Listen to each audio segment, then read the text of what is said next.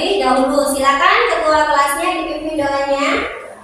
Marilah kawan-kawan, sebelum memulai pelajaran pada pagi hari ini, sebaiknya kita berdoa menurut kepercayaan masing-masing. Berdoa dimulai. Berdoa selesai. Tekan salam.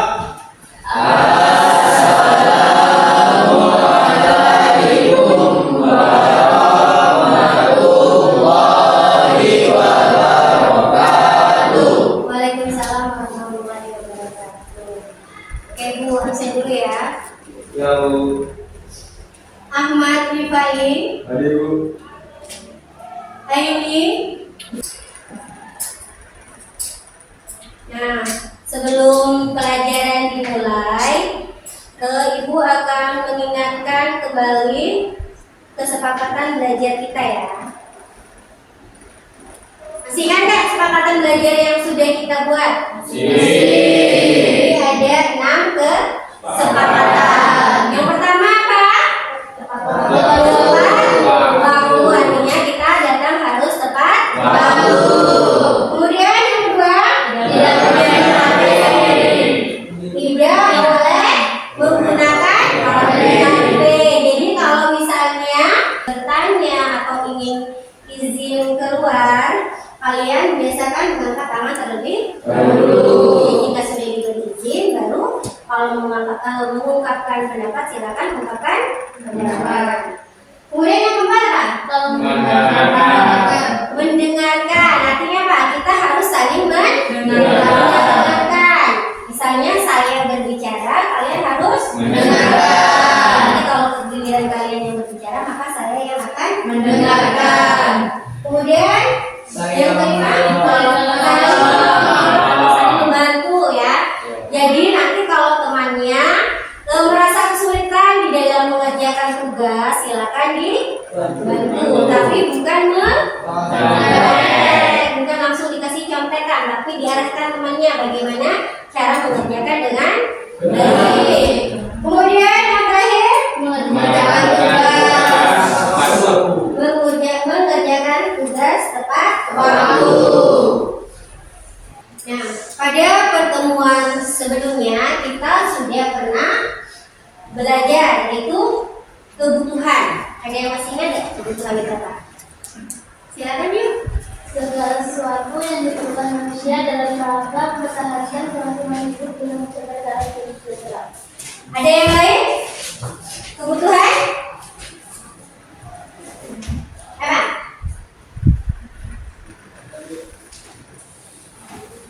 Gak ada? Kalau keinginan apa? Keinginan yaitu sesuatu yang tidak harus dipenuhi. Yang tidak harus dipenuhi. Jadi kebutuhan itu adalah segala sesuatu atau semua keinginan kalian yang sifatnya itu harus dipenuhi. Jika tidak dipenuhi bagaimana? Tidak bisa melangsungkan kehidupan kita atau kehidupan kita tidak sejahtera. Kalau keinginan Bisa ditunda. masih bisa ditunda. Misalnya kayak mana? Ingin membeli? Kalau misalnya kebutuhan apa aja?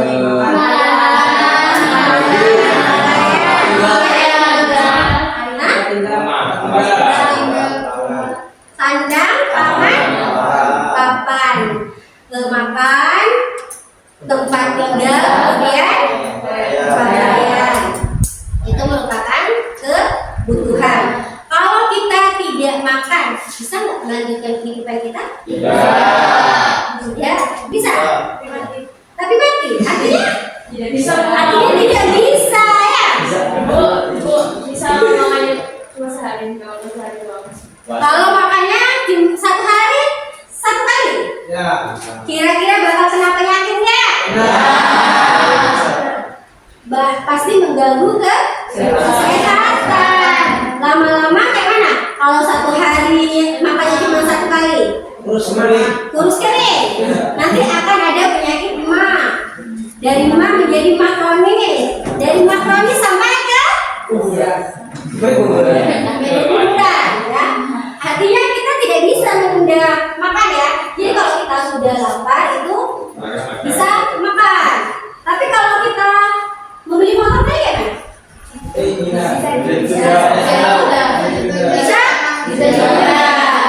Bisa ditunda jika kebutuhan kita itu belum terpenuhi semua. Tapi kalau kebutuhan kita itu sudah terpenuhi semua, bisa membeli motor ya. Nah, motor ini kira-kira masuk ke kebutuhan apa? Kenapa kebutuhan? Karena kebutuhan kebutuhan primer yang sudah terpenuhi. Hah? Bagaimana Komang? Karena kebutuhan primer sudah terpenuhi. Karena kebutuhan primer sudah terpenuhi, jadi dia bisa membeli motor.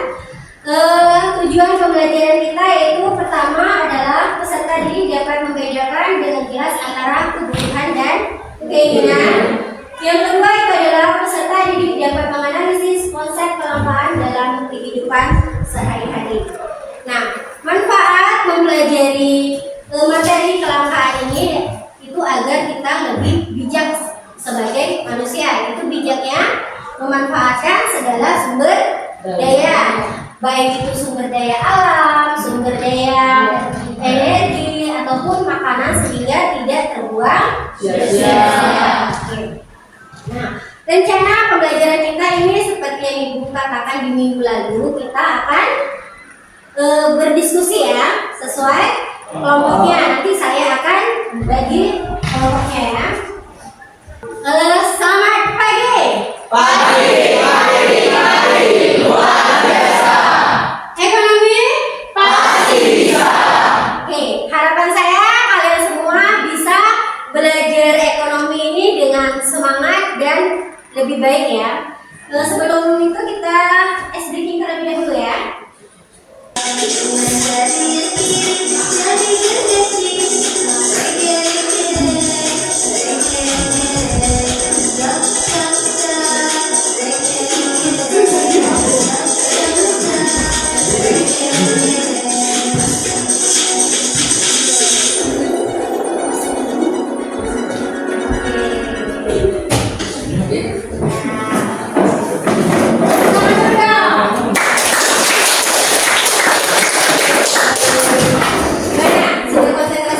Video, kalian perhatikan video ini, oke?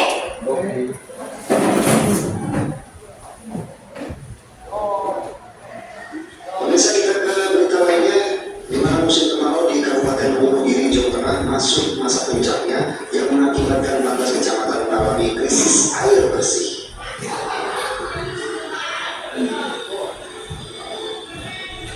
Salah satu desa yang mengalami krisis air bersih adalah Dusun Kedureko, Desa Linggal, Kecamatan Racimandoro. Untuk mencukupi kebutuhan air bersih, warga hanya bisa menunggu bantuan baik dari pemerintah maupun swasta.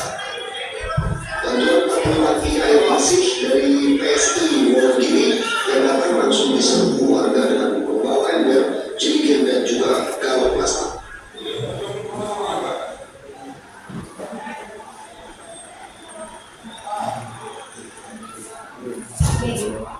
Ini adalah suatu peristiwa ya, orang yang lagi ngapain? Mandi air kekeringan, artinya di tempat mereka itu airnya sangat sedikit sampai ada pemerintah yang memberikan bantuan air, ya kan? Ini disebabkan oleh apa? Oleh kemarau berkepanjangan. Oke? Nah, kira-kira jika kemarau ini berkepanjangan, apa nih dampaknya? Ada yang bisa memberi tanggapan? Silakan dulu. Dapat berdampak bagi kesehatan manusia. Dampaknya berdampak pada kesehatan manusia. Kenapa lu? Karena apabila kemarau atau krisis air terjadi, pasti kesusahan air bersih. Jadi bagi manusia dan pasti manusia itu membutuhkan air untuk kehidupannya. Dan hal ini pula apabila tidak tidak banyak air bersih di lingkungan tersebut, maka akan tertimpa penyakit seperti penyakit menular seperti diare, kolera, dan infeksi kulit. Lalu apabila kemarau berkepanjangan terus terjadi, akan muncul seperti serangga-serangga yang dapat menimbulkan penyakit menular lainnya. Oke, jadi bisa terjadi karena bisa terjadi kegangguan kesehatan ya, misalnya tadi diare, kemudian ada apa lagi? Apa? Kolera, kemudian ada penyakit infeksi kulit kalau kita mandi yang airnya tidak bersih. Kemudian bisa juga banyak datang serangga yang membawa penyakit menular. Itu tadi pendapat dari Ulum. Ada yang lain? Apa dampaknya selain dari kesehatan? Silakan. Dampak terhadap pertanian. Ya, gimana?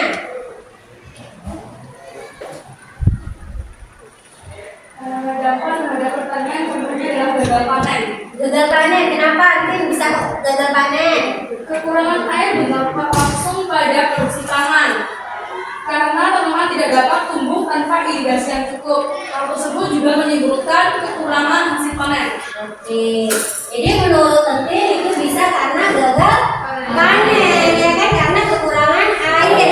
Karena kurang air, jadi kita tumbuh-tumbuhan kita tidak bisa tumbuh dengan subur. Jadi bisa gagal panen. Itu tadi dampaknya. Nah, sekarang kira-kira bagaimana solusinya? Ada yang bisa memberikan solusinya nggak? Siapa Rifki? Cara mengatur tata guna air. Tata guna air, kayak mana Rifki? Contohnya? Distribusi air dengan sistem zonasi untuk memastikan kesediaan air yang ada di berbagai wilayah. Jadi kita harus memberikan zona air ya? Ya. Seperti itu. Oke, selain Rifki ada lagi?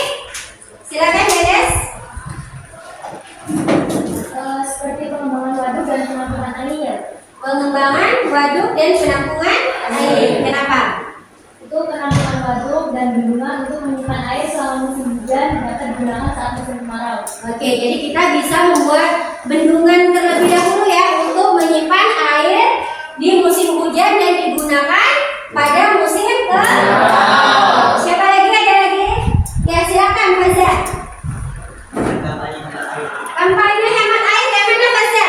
Jadi masyarakat tetap boleh menghemat air dan cara-cara untuk mengurangi konsumsi air dalam kehidupan sehari-hari. Oke, jadi artinya kita berkampanye mengingatkan semua masyarakat itu agar memanfaatkan air itu lebih baik. Oke, artinya kalian sudah bisa menganalisis suatu permasalahan ya. Nah, jadi kelangkaan itu adalah gimana keadaan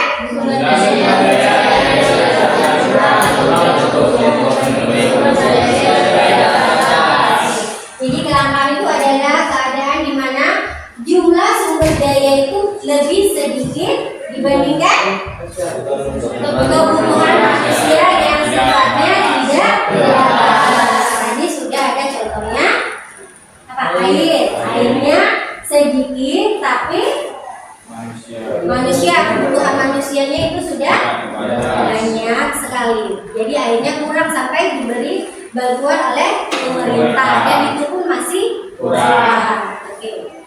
Nah, ada 5 faktor yang mempengaruhi kelangkaan, yaitu pertama perbedaan letak geografis, pertumbuhan penduduk, apa ini?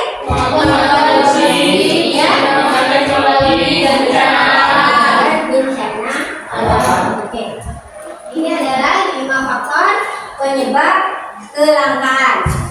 Nah, sekarang Ibu mau bagi kelompok ya. Ini untuk kelompok 1, kelompok 2, kelompok 3 dan kelompok 4. Oke, nanti namanya setelah saya sebutkan kalian segera berpindah tempat dulunya, oke? Kelompok 1, Aufifi, Ulu, Farel, Titus dan Nadia. Kelompok 2, Gandes, Irman, Timel, Saraswati, Elsa dan Yovati. Silakan pindah ke sudah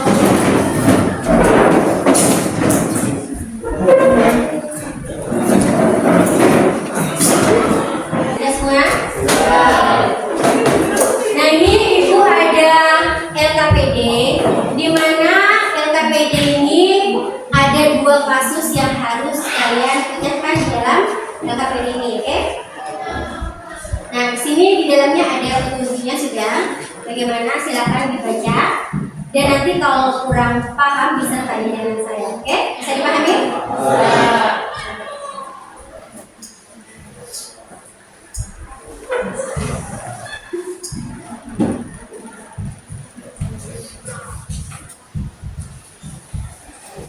Silakan dikerjakan 20 menit, Ibu. Ya, silakan dikerjakan. Sekarang jam 10. Ya, susah. Ibu lagi.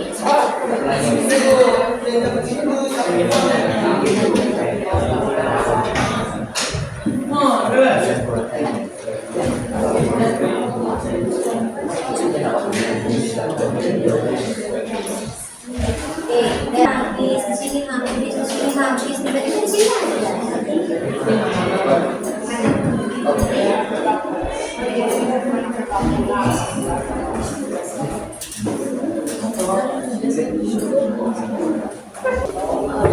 sudah semua? Kelompok 1 udah? 2? Sudah. 3? Ibu, ada sedikit satu lagi. Sekat, siku, sikat.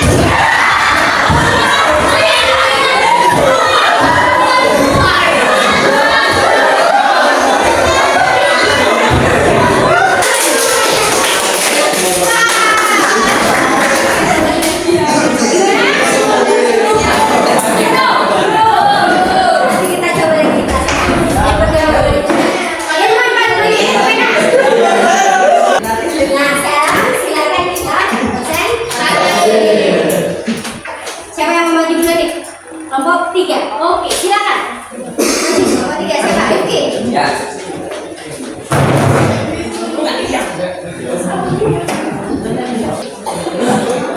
Ayo silakan teman-teman yang lain diperhatikan, temannya mau sesi. Assalamualaikum warahmatullahi wabarakatuh. Ini saya akan mempresentasikan hasil diskusi dari kelompok kami tentang kasus 1 tentang minyak goreng. 1. Mengapa terjadi kelangkaan tersebut? Jelaskan faktor-faktor penyebabnya. 1. Karena terjadi kenaikan harga minyak dan ketersediaan barang yang terbatas. Penyebabnya karena adanya penimbunan, pengalihan hingga keterlambatan distribusi dan adanya indikasi oknum-oknum tertentu mengenai penimbunan minyak goreng. 2. Tuliskan pendapat kalian tentang solusi yang dapat mengatasi masalah tersebut. Caranya dengan mencabut kebijakan dengan harga eceran tertinggi minyak goreng. 3. Tuliskan prediksi yang kemungkinan terjadi di masa mendatang apabila kelangkaan tersebut terus terjadi. Akan menurunkan tingkat produksi, menurunnya pendapatan masyarakat, dan naiknya harga barang dan menurunnya peminatan sumber daya. Apakah ada pemasukan? Oke, ini tadi sudah dipresentasikan sama kelompok 3 yaitu Rifki ya. Silakan ada yang mau bertanya atau memberikan masukan atau menanggapi dari kelompoknya Rifki, silakan. Oke, silakan Bu. Assalamualaikum warahmatullahi wabarakatuh. Di sini saya akan menambahkan bahwasanya ada satu lagi yaitu penyebab terjadinya kelangkaan minyak, yaitu minyak ini adalah salah satu sumber daya alam yang terbatas. Namun manusia ini memiliki kebutuhan tidak terbatas. Jadi kelangkaan yang terjadi karena terjadinya peningkatan penggunaan minyak tersebut. Bagaimana cara mengatasinya? Saya di sini akan ambil cara mengatasinya, itu saya akan ambil 3 poin, yaitu yang pertama, menindak tegasi dan menghukum secara tegas terhadap pelaku penimbunan niat. Yang kedua yaitu berganti alih bahan baku seperti bahan baku kelapa sawit yang digunakan untuk minyak goreng dari kelapa biasa yang dapat kita gunakan, seperti halnya daerah Riau yang penghasil kelapa terbesar di Indonesia yang dapat kita manfaatkan untuk menutupi kelangkaan minyak tersebut. Terus yang ketiga yaitu dengan mengalih fungsikan bagaimana cara mengonsumsi makan kita, bagaimana cara mengolah makan kita dengan cara merebus atau kita melakukan pengukusan. Jadi tidak memerlukan banyak minyak yang menyebabkan kelangkaan minyak tersebut. Mungkin itu saja yang dapat saya sampaikan. Terima kasih. Saya akhiri. Wassalamualaikum warahmatullahi wabarakatuh.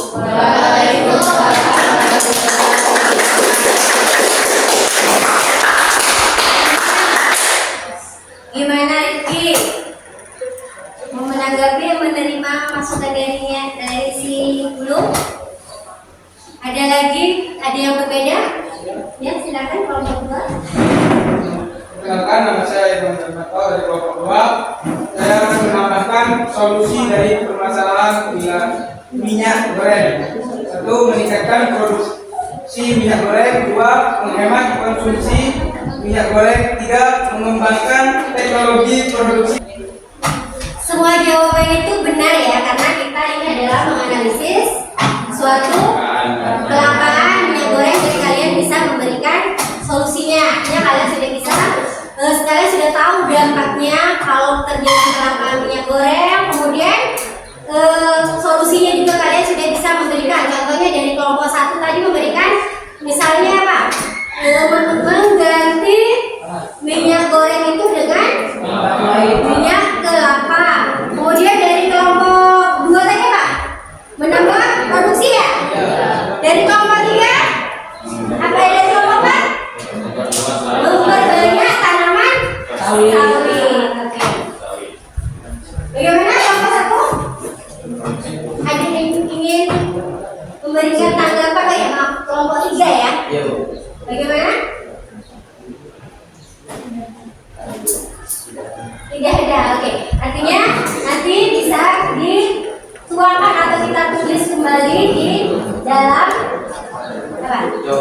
Dalam jawaban ini ya, kita tambahkan kira-kira apa yang kurang. Masukan dari teman-temannya itu sudah cukup baik. Bukan berarti saya tidak mengatakan kelompok 3 jawabannya salah, tidak ya?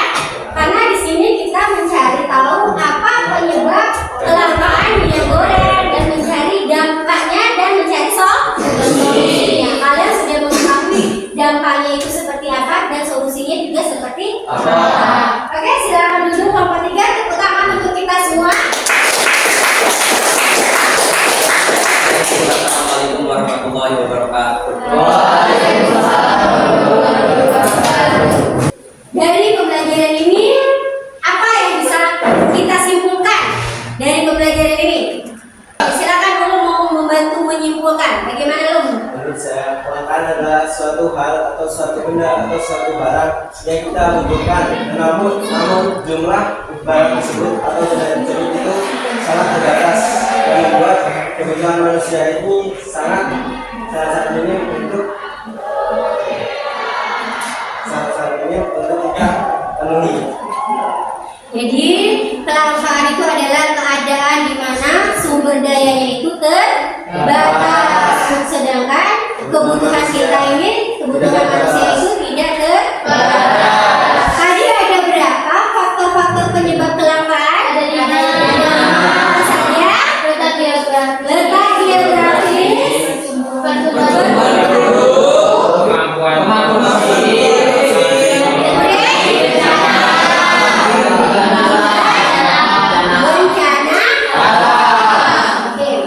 sekarang kalian boleh mengeluarkan HP kita kuis sedikit.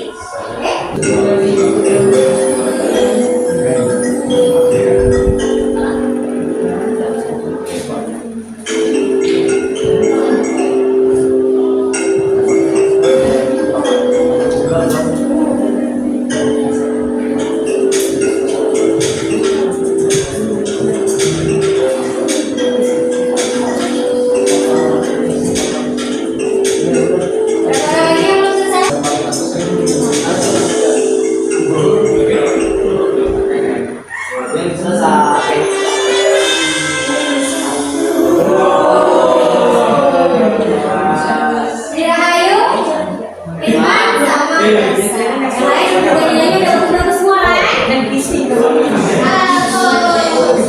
Jelek. Berarti kita karena waktu kita sudah mau habis, kita refleksi sedikit tentang pembelajaran kita ya. Ada yang mau merefleksikan, bercerita atau bercerita pengalaman belajar pada hari ini? Silakan angkat tangannya jika ingin merefleksikan. Saya, Tin, silakan Tin. Gimana perasaan kamu Tin pada hari ini? Perasaan saya pada hari ini sangat senang, tentunya karena pada hari ini kita belajar menggunakan metode quizzes. Karena metode quizzes belajar jarang digunakan, jadi menurut saya itu sangat menarik. Oke, artinya karena ada quizzes jadi menarik ya. Kita tangan juga untuk yang mau menceritakan perasaannya. Siapa? Ini Mel. Silakan Mel. Menurut pendapat saya, pembelajaran hari ini sangat menyenangkan karena saya lebih memahami materi yang belum saya pahami atau saya minati. Oke, jadi lebih memahami ya. Ada lagi? Belum? Apa Lum yang paling menarik di pelajaran kali ini Lum? Di sini saya lebih memahami tentang pelajaran ekonomi yang saya belum pahami. Lalu di sinilah ada yang namanya speaking yang membuat saya senang. Oke. Artinya karena ada speakingnya jadi menyenangkan ya Lum ya? Oke. Ada tepuk tangan dulu untuk kita.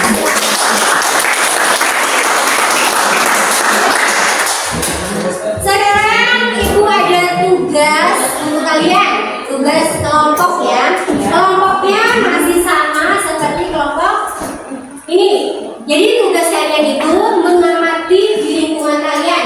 Jika memang di lingkungan kalian itu ada pom bensin atau ada toko-toko besar yang sekarang ini lagi mengalami kelangkaan, misalnya di pom bensin itu, Bu, kalau saya tuh sering melihat seolah nggak? Bahan minyak ya, untuk truk ya biasanya itu sering sekali saya lihat mobil itu mengantri dan tidak kebagian minyak. Artinya apa? Artinya di pom bensin itu kelamaan ada solar. Kalau enggak, Bu, di tempat saya tidak ada pom bensin, tapi adanya toko yang jual gas sama jual minyak atau gula.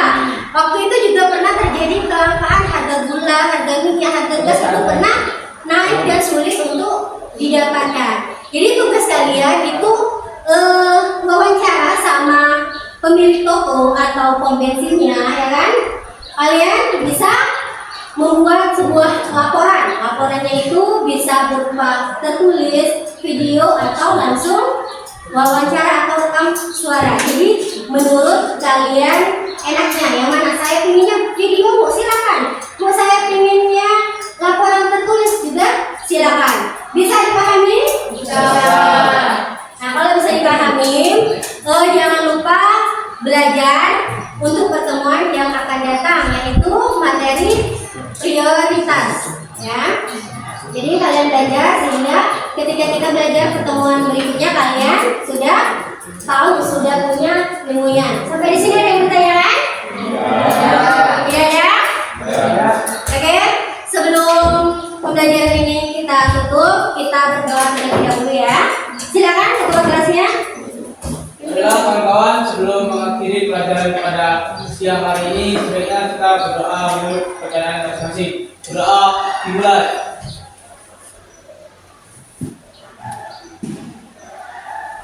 Doa besar. Salam.